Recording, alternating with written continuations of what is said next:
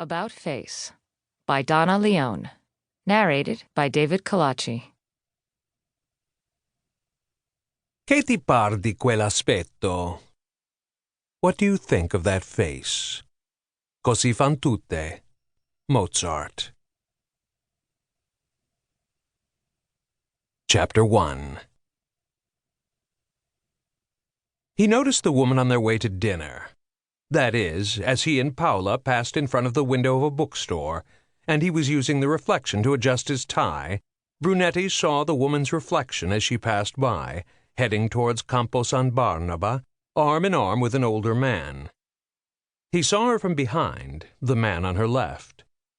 Brunetti first noticed her hair, a blonde as light as Paola's, braided into a smooth bun that sat low on the back of her head. By the time he turned around to get a better look, the couple had passed them and was nearing the bridge that led to San Barnaba. Her coat, it might have been ermine, it might have been sable, Brunetti knew only that it was something more expensive than mink, fell to just above very fine ankles and shoes with a heel too high, really, to be worn on streets where patches of snow and ice still lay. Brunetti recognized the man, but failed to recall his name. The impression that came was the vague memory of wealth and importance. He was shorter and broader than the woman, and he was more careful about avoiding the patches of ice. At the bottom of the bridge, the man took a sudden sidestep and braced his hand on the parapet. He stopped, and the woman's momentum was arrested by the anchor of his arm. One foot still in the air, she began to pivot in the direction of the now motionless man, and swung farther away from the still curious Brunetti.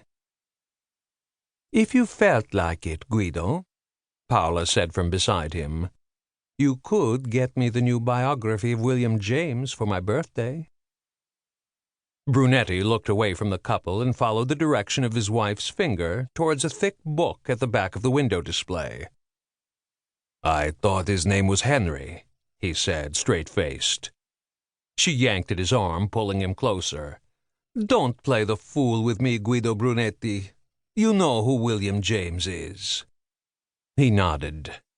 "But why do you want a biography of the brother?" "I'm curious about the family and about anything that might have made him the way he was." Brunetti remembered that more than 2 decades before, he had felt the same urgency about the newly met Paola. Inquisitive about her family, her tastes, her friends, anything at all that could tell him more about this wondrous young woman whom some beneficent agency of fate had allowed him to bump into among the shelves of the university library.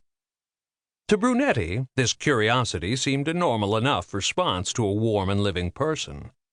But to feel it about a writer who had been dead for almost a century? "Why do you find him so fascinating?" he asked, not for the first time. Hearing himself, Brunetti realized he sounded just like what her enthusiasm for Henry James had so often reduced him to being, a petulant, jealous husband. She released his arm and stepped back, as if to get a better look at this man she found herself married to. "Because he understands things," she said. "Ah," Brunetti contented himself with saying. It seemed to him that this was the least that could be expected of a writer. "And because he makes us understand those things," she added. He now suspected that the subject had been closed. Paola must have decided they had spent more than enough time on this. "Come on.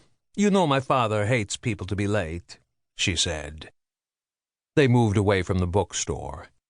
When they reached the bottom of the bridge, she stopped and glanced up at his face.